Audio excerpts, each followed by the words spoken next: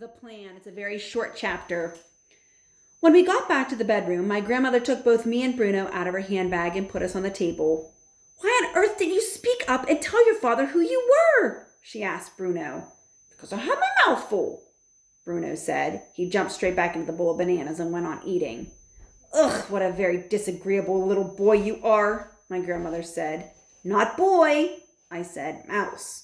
"Quite right, my darling. But we don't have time to worry about him at a moment like this. We have plans to make. In about an hour and a half's time, all the witches will be going down to supper in the dining room, right?" "Right," I said. "And every one of them has got to be given a dose of Mouse Maker. Now, how on earth are we going to do that?" she said. "Grandmama," I said, I think you're forgetting that a mouse can go places where human beings can't." "That's quite right," she said. "But even a mouse can't go creeping around the tabletop carrying a bottle and sprinkling Mouse Maker all over the witch's roast beef without being spotted." "Well, I wasn't thinking of doing it in the dining room," I said. "Then where?" "In the kitchen," I said, "while their food is getting ready." My grandmother stared at me. "My darling child," she said slowly, "I do believe that turning you into a mouse has doubled your brain power."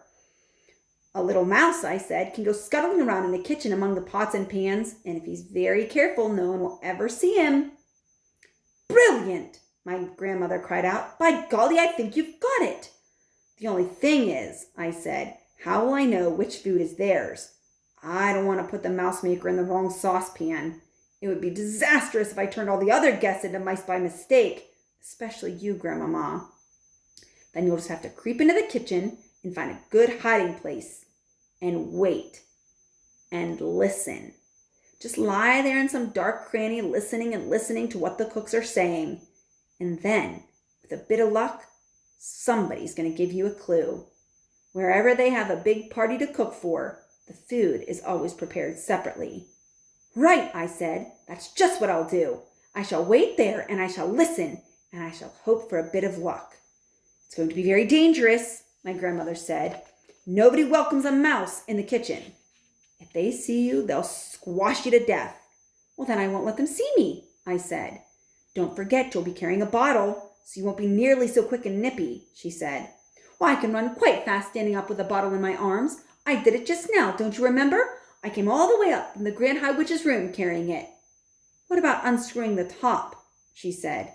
"That might be difficult for you." "Let me try," I said. I took hold of the bottle, and using both my front paws, I found I was able to unscrew the cap quite easily. "That's great," my grandmother said. "You really are a clever little mouse." She glanced at her watch.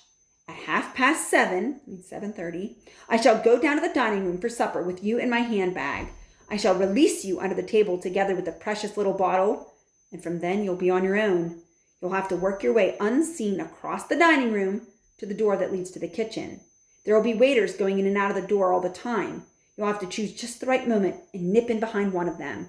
But for heaven's sake, make sure you don't get stepped on, or squeezed in the door." "I'll try not to," I said. "And whatever happens, you mustn't let them catch you." "Oh, don't go on about it, Grandmama. You're starting to make me nervous." "Well, you're a brave little fellow," she said. "I do love you." "What shall we do with Bruno?" I asked. Bruno looked up. "Well, I'm coming with you," he said, speaking up with his mouthful of banana. "I'm not going to miss my supper." My grandmother considered this for a moment. "I'll take you along," she said, "if you promise to stay in my bag and keep absolutely silent." "Will you pass food down to me from your table?" asked Bruno. "Oh, yes, if you promise to behave yourself." "Now, would you like something to eat, my darling?" she asked me.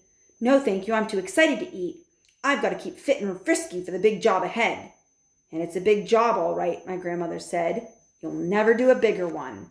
There's a nice picture of the narrator unscrewing the top of the Mouse Maker just to test it out. So that's a very short chapter. The next one is an extremely long chapter called In the Kitchen.